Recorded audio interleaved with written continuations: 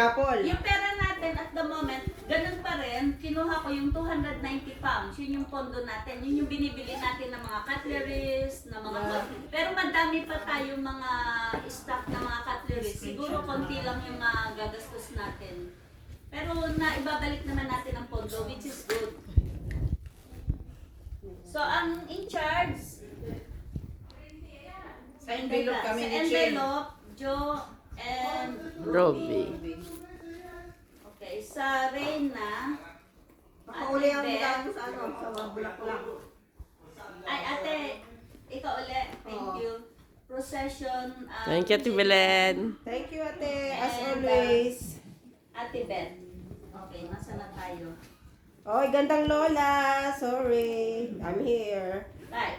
So, Magpapastor na number raw siya, 4, Bel. church flower decoration. Anyway, ito yung number 4 natin. So, flower decoration inside the church.